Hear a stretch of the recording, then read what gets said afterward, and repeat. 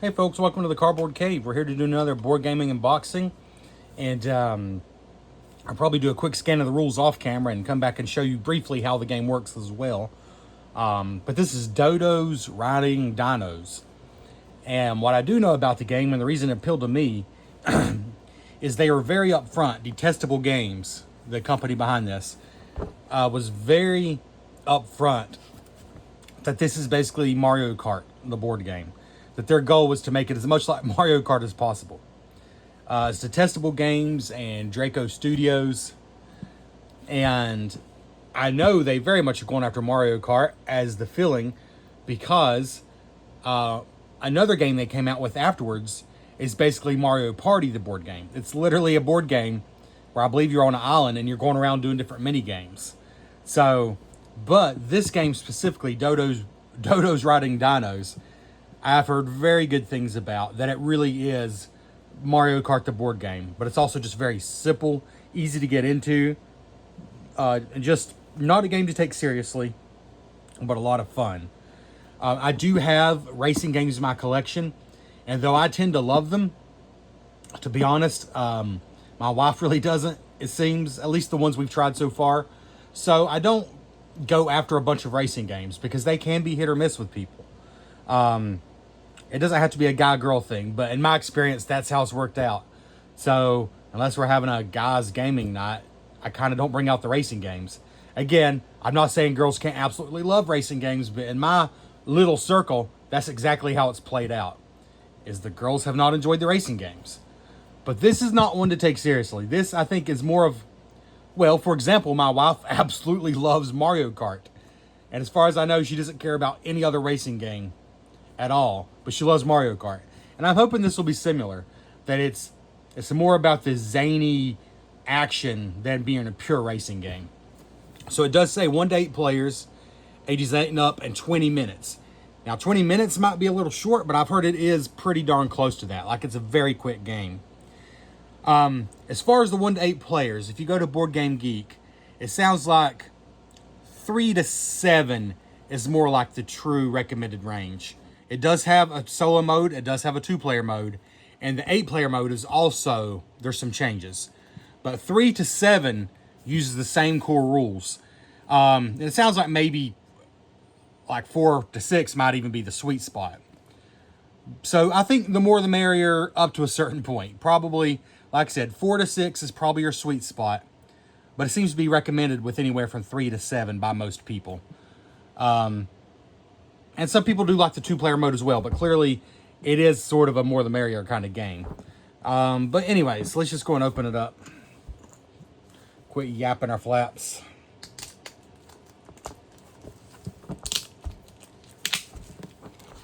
Also, I got this from allplay.com. To be honest, they were doing a pretty fantastic summer sale when I got it.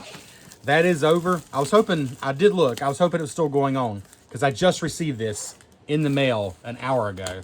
So I was hoping that sale's still going on so I could tell you to head to allplay.com. Unfortunately, the sale's not going on. The game is $49 on Allplay, plus a few bucks shipping if you're in the U.S. I'm not sure about outside of the U.S. It is available other places. It seems to be hit or miss where it's in stock and where it's not. But Allplay apparently has the distribution rights, at least in America. So you can definitely get it at Allplay, $49. And you can look at other places as well. But I'm not sure you're going to find it much cheaper than that. At least I didn't see it cheaper than that at other places. But here we go. The front of the box is really fun. The dinos are actually shiny, or the T-Rex is. The T-Rex is shiny, and the logo here is shiny. This is the only edition there is. As far as I know, there's not a deluxe edition, at least not now. I'm sure it probably was Kickstarted at one point. But as of right now, this is the edition you'll get. This is the only one. And yes, it has really cool dinosaur miniatures. Dodo Island needs a new ruler. And so this is Succession Ritual. Choose your favorite dino miniature, advance with red or blue cards, and solve their wacky effects. Some will test your dexterity. So basically, like I said, this is a silly game. You know, like Mario has the red shells and the banana peels and stuff like that. In this game, you're literally dropping wooden tokens, well, like bananas, for example, onto other players, and depending what happens, depends the effect. Contents 2 double-sided game boards. So right off the bat, they kind of go above and beyond. They basically include an expansion board in the box, and I really appreciate that. 2 double-sided game boards, 12 racer miniatures, so more than you need for a game. That's cool. 12 Dino meeples. So you can use meeples. Sorry, let me zoom in a little here. That's rude of me. You can use meeples, little wooden meeples, instead of the big miniatures. They're basically easier, probably easier to maneuver around, and honestly probably work better with like the dexterity effects if you're playing a more serious adult game. But honestly, most people, including kids, are going to use the big chunky miniatures. But hey, you have that option. 64 movement cards, 12 racer cards, 16 power-up cards, 2 dice, a Dodo first player marker, and 5 projectile tiles. Yes, because the Dodos, the birds, are riding the dinosaurs. So the dinosaurs are your carts, basically. Also, it is completely compatible with the sequel Dodo Dash.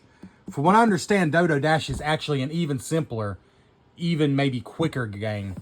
More of a kids or strictly family game. Whereas this one is recommended for ages 8 and up. And from what I've seen, that's pretty accurate. Like, most people don't seem to recommend it with younger than 8, although I'm sure some do. So it's not a kid's game per se, but kids can definitely play it. I would say it's more of a family game. Whereas the Dino Dash one, from what I understand, is even simpler. So that's just something to look into.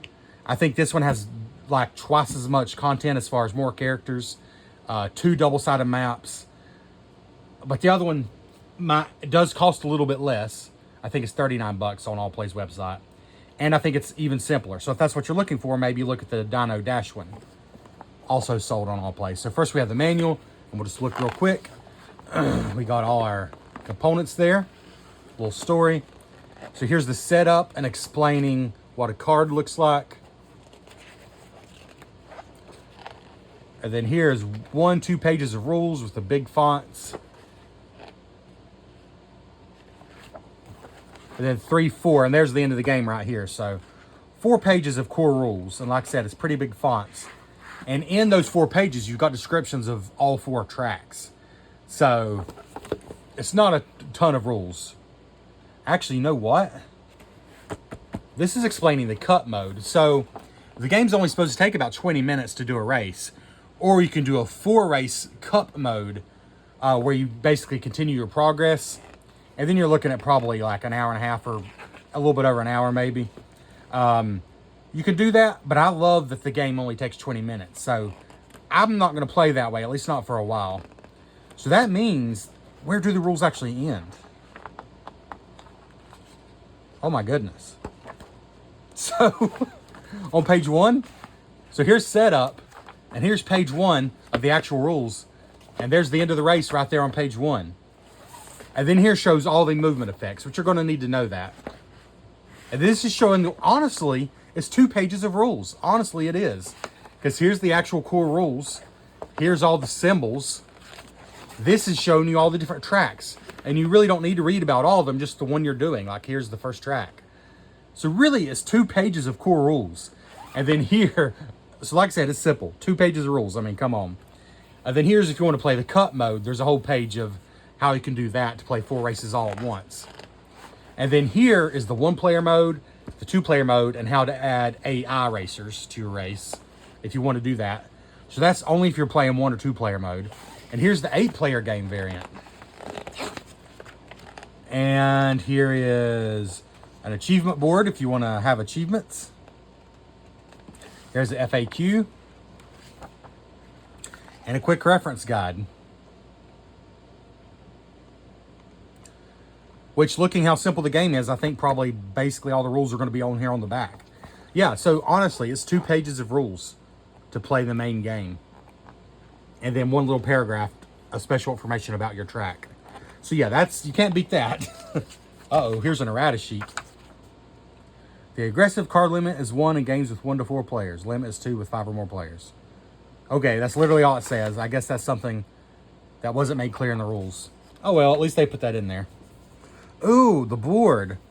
I don't know if this shows on the camera, but this is like a galaxy, like the Milky Way or something.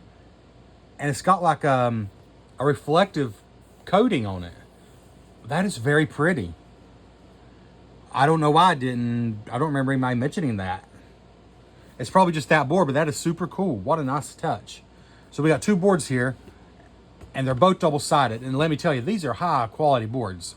Like these are, I guess, quad-fold boards, and each of them is like a full-weight game board, and you got 2 in the box. So already, I feel like there's a lot in this game for their $50 retail price. Which, being all play, you pretty much are going to pay that price. Like their games, they don't really put them on discount unless they're doing like a yearly sale or something.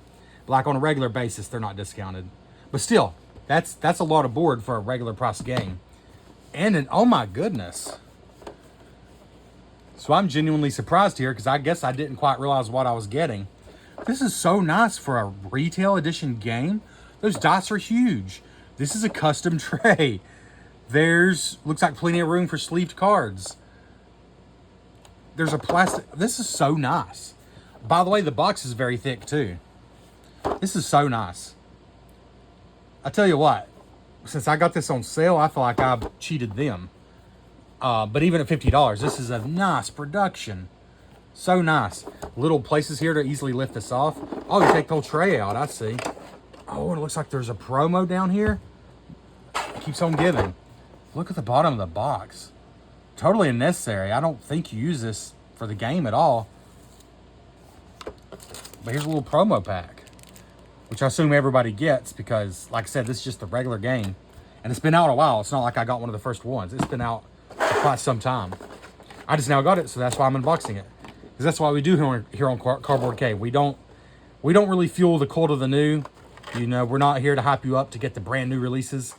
If something looks interesting to me, I'm going to tell you about it. You can care or not care. But oh my goodness, these miniatures are nice. We're going to get them out individually, but let's just let you soak them in for a second here in the tray. This is so nice. I'm so excited. I don't think they're quite old enough yet, but I'm so excited to play with this with my boys soon. Anyways, let's zoom back out. Let's look at the more boring parts first. I mean, not that it's boring, but come on, everything's boring compared to these. So first we have the movement cards. So these are kind of core of the game, even though I just said the boring part. These are the core of the game. And I'm going to glance over the rules and come back and show you a very brief overview before I try to talk about it too much.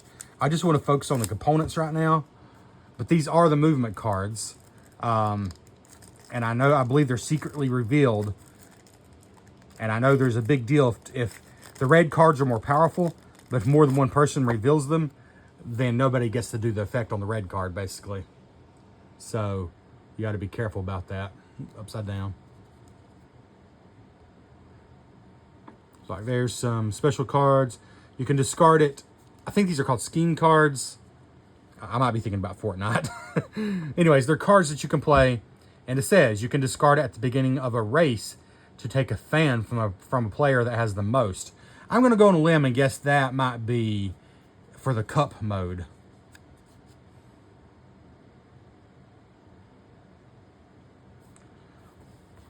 There's bamboo, which is a launched projectile.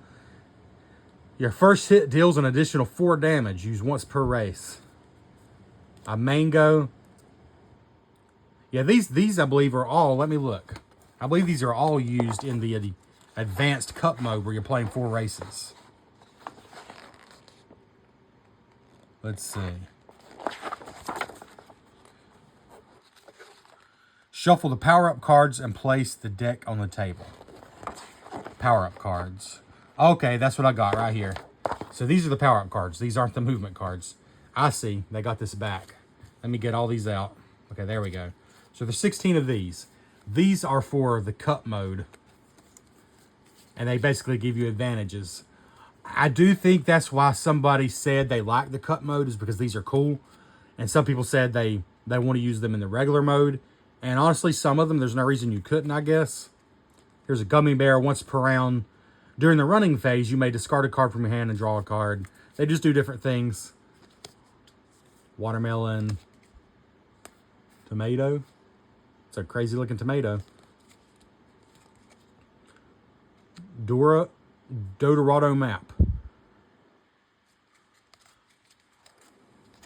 So these are like the special cards that are only used in the cup mode. So that is definitely going to be the more gamery game, I guess. But I don't think this is meant to be a gamery game. So there's an incentive to play the cup mode. So I might actually do that sometime. But here's the main cards used in every game.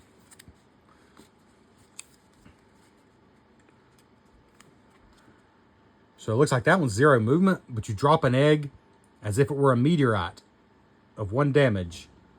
On a hit, advance 11 hexes. So here, the card itself seems to provide no movement, but you drop an egg, which is something I assume comes in the game, and if it hits, you move 11 spaces. So it like blows you forward, I guess. Here's one that moves only 1, but you draw 3 cards. Draw 2 cards. Move 2, draw 2. Move 2, draw 2. Move 2, take 2 damage, roll a die, and all other racers must go back that amount. So you hurt yourself in the twister, but everybody else gets knocked back. So this is crazy stuff that can happen here. Urgency. Roll 2 dice and advance that amount.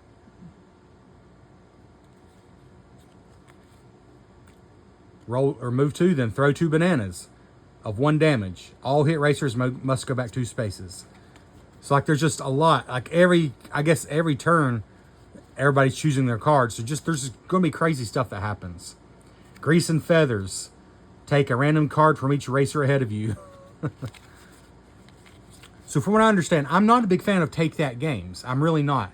But from what I understand, this is like Mario Kart, where you really can't take it personally because everybody's constantly hitting everybody. And you just never know who's going to come out in first. That's kind of the theme of the game. That's kind of how it works. So, I mean, I'm sure some people, maybe especially kids, could get their feelings hurt. But they're probably going to be whacking you back just as much. So there's almost not time to worry about it. There's a meteorite, ghost. Choose a racer ahead of you. Look at that player's hand and take a card of your choice. So that's just like the ghost in Mario Kart. Honestly, that steals items. Except you don't get to look at them in that game. Move 2, take any card of your choice from the discard pile. It's called nostalgia. It's clever. Thunder. All racers ahead of you take 2 damage. Okay, so this is Mario Kart without the license. I mean, you don't take damage per se in Mario Kart, but there's lightning. They call it lightning instead of thunder, which technically makes more sense. In Mario Kart, and it zaps everybody besides you. Egg. Flick an egg of 2 damage. On a hit, draw a card. So an egg, I think you normally flick just like you had dropped it. Where some things you drop from above. But yeah, we'll look at the rules real quick before we talk any more about it and speculate. Flick 2 eggs. Dino jump. You roll a die and advance that amount. Great dino jump. Stampede. Oh. So this one, the ability sounds terrible. Because you roll a die and move that far. But then you roll another die and everybody else moves that far. So it's like, well, what's the point? But it looks like 4 is its base movement. If I'm understanding the cards correctly. In fact, let's look right here. Speed value, yes. So this has got a good speed value. That's why the ability is kind of a wash. Whereas this one has no speed value. And you take 3 damage, but you move 9 spaces, which is huge. So yeah, this is crazy. Boring. You move 5 and it does nothing. Rolling log, you move 2. You roll a log of 1 damage and all hit racers go back 3 spaces. Again, you're physically doing stuff in this game, which I will show you, which is just crazy. Okay, I think that's enough. There's a lot more, but we don't need to show you all of them. There's a lot of those, and they look like a lot of fun. And there are some duplicates, but I don't think there's all that many duplicates. So that's pretty cool. Let's see. Let's look at these big chunky dice next. These are so nice. They're engraved, so like the paint's not going to rub off because they're engraved. It's not just printed on there. So nice. So chunky. I mean, I got adult hands. Kids are probably going to need to put 1 in each hand. Is it just 1 to 6? 1, 2, 3, 4. That one's just 1 to 6. I bet this one might be different. Yeah, this one's 1. No? Okay, so just a blue dice and a red dice. 1, 2, 3, 4, 5, 6. Okay, they're 6-sided dice. They just look awesome. Cool. All right. Here's some cards over here. These must be the racer cards. So this is actually when you pick your racer. These are your choices. Come on, camera. All right. I'm not going to try to say the names. I'm just going to go through these quickly. But you see the art is so great. The charm on this game is through the stinking roof. And I love that it comes with 12 racers, even though even an 8-player game, you're not going to use all of them. But, you know, you'll probably be playing with 4 or 5 players more often than not. Unless you've got a really big family or a lot of people who like to play games. Then on the back, it tells you what they do. So let's just look at Cuvier and Patrice here. So whenever you advance, you can skip hexes with other racers. Oh, because he can fly, at least for a short distance. He picks up his Dodo and flies. It's considered an easy racer. Huh? What is the times 1? Well, we'll look at that later. It says +1, +1. So I'm guessing maybe he adds 1 to the blue dice, adds 1 to the red dice, and then whatever that means. We'll figure it out. And we'll look at one more here. This is standard, so it's slightly more complicated. Whenever you hit any racers with a projectile, you advance 2 more spaces, additional. It's +2, so the stats down here look a little better. But I'm thinking the ability is probably not going to happen quite as often. So here's Osborne and Ronaldo. As a hard character, it says. Whenever you deal damage to any racer, including you, those racers take 2 additional damage. But those stats, I mean, I don't know exactly what they mean, but they look really good. So there's just some examples. And then, let's go and open this little pack here. But I believe, scrolls. I'm not sure what this is. This might be something different. This is something they just had on the inside of the lid, so it must have been some kind of addition. Also, you got 1 more card for the regular playing cards. Identity Crisis. Oops, sorry. Identity Crisis. This round, all of the racers must go back equal to their speed value instead of advancing. Oh my goodness. So the speed value on the cards, everybody else this round has to go back to. Okay, and here's one of the ability cards for the Cup game, the advanced game. And then here's a scroll, which is not something I've seen anywhere else. Leroy Chickens. Your chicken leader gets... Okay. You know what? I think this is for a different game. I think this is like a little promo pack that crosses over different games. I don't know what the game's called, but I think this is used for a different game. If you know what game it is, comment below. But these 2 cards are for this game. Okay. All right, we'll just put those in there for now.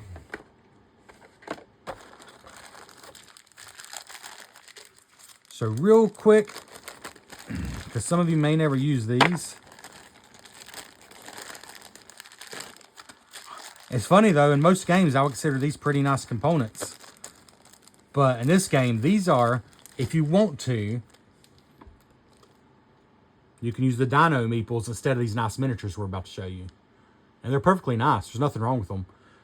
You can see they're not just dinosaurs. They look like they have the Dodos riding on them, which is great. Like here's the T-Rex with the Dodo on his back. So those are cool. And actually there's more of them. Let me show you those. So for each miniature, you've got an equal little wooden meeple. And I believe it's simply to change the feel of the game. I'm thinking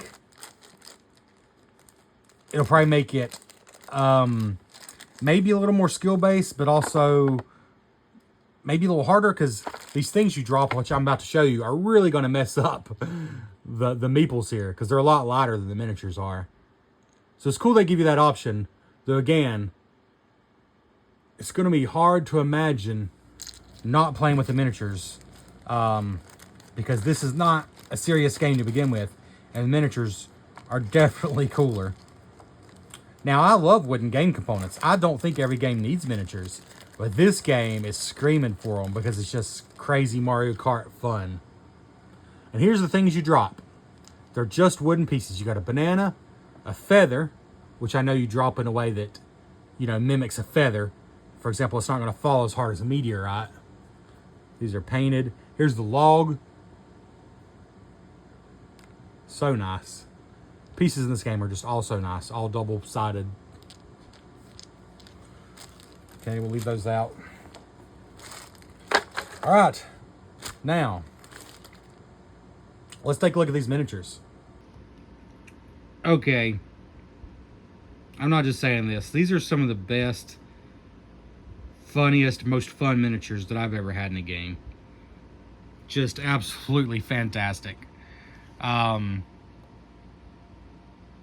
stop at spinning here in a moment to show you some closer detail on each of them. But they're all so unique, and the colors are great, and the details really pop. Like, there's only one of them that I had to be like, okay, what's going on here? And that's this guy, but it's pretty great, and I'll stop and show you in a moment. T-Rex there with a dynamic pose.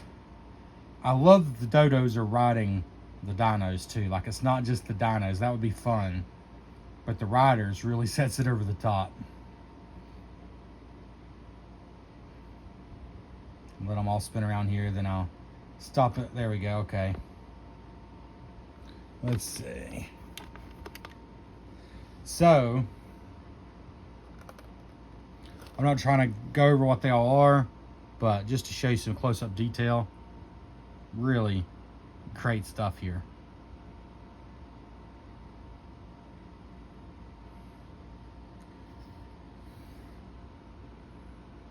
I mean, just really nice.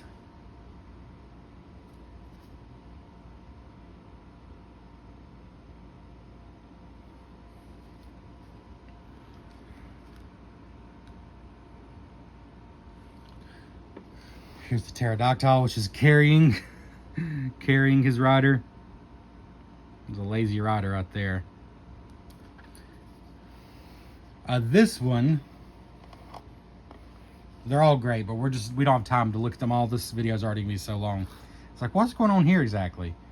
That's because this is this guy. He's a fat dodo sitting in his nest, and you got these little dinosaurs pulling him and pushing him. So that's what's going on there. Oops. Pretty funny. Yeah, it is hard to beat the T-Rex.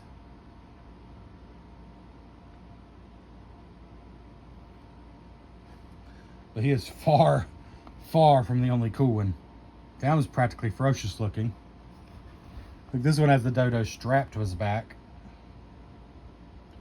And they really do hold up to close detail. Like, the details are just very nice.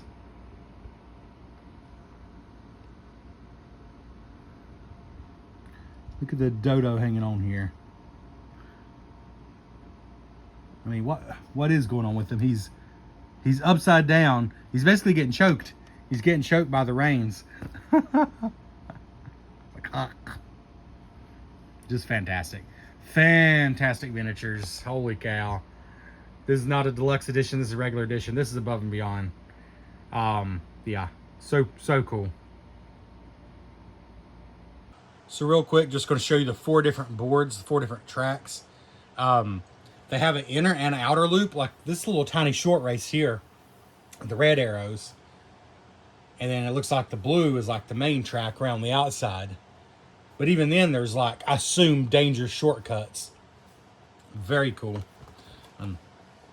This is, let me measure it for you real quick. It's a square board, or at least it's very close to square. It's a big board, but I don't think it's like too big, like, because you don't really have a lot of stuff in front of you, just a hand of cards. So you're going to be able to play this, I think, on a decent table. Like, you're not going to have a huge table, because there's really not a lot set to the side. It's just your hand of cards and a few tokens. But anyways, the board is 21 and a half. I'm betting it's 21 and a half. Although it may not quite be square. No, yeah, 21 and a half by 21.5 inches. That's inches, so that would be, multiply that by 2.54 to get your centimeters. All right, so the other side of this board I was saying is the Galaxy board with that super cool shiny. And oh, look, you can see the island, which is the first track, down below, which is kind of silly, but also fun. But yeah, I don't know how well this shows on the camera, but the actual track itself, the lines, have a really neat semi-shiny sheen to them. And this track is cool because it looks like you have to make jumps just to continue it. Like you come around here, and this doesn't connect anything, so you got to jump. I'm guessing to right here. And keep going. I'm not sure where you're jumping to. And here's another one over here. You got to jump, I assume, to there. Pretty crazy. All right, now let's look. Super. If this were the only board it came with, and there's 2 maps, that's a super nice board. I did not expect the quality of the board for some reason to be that good. Here's what they usually show as the first track in the game. Though I don't think any of them are going to be that complex, so let's see. I do like this though. Good, nice, lush island. Again, if you just want to do a shorter track, you can just use the middle part. You see the brown. Then around the outside is the longer part. This one's pretty straightforward though. Like there's nowhere you have to jump or anything. You just follow the path. Really love the look of that though. And then there's one more, which is the volcano, which is, to me, it's like the Bowser's, like the Bowser's castle level, sort of. Whew, it looks kind of wild. Okay, I see. This is the inner part in here, and here's the outer part. There's a lot of fire spaces. I'm guessing that's not a good thing. So yeah, there's your 4 maps. So now I'm going to take just a couple minutes, glance over the rules, and I'm not going to give you a full rules teach, but I want to show you basically how the game plays to help you decide. Now that you've seen the pieces are cool, and let me tell you, they are super cool for a standard price, $50 game. Standard price hobby game. Like if you're used to buying all your games at Walmart, $50 may not seem like a standard price. But believe me, in the world of hobby board games, that's a very standard to even below standard price now. Anyways, we'll be back in just a moment.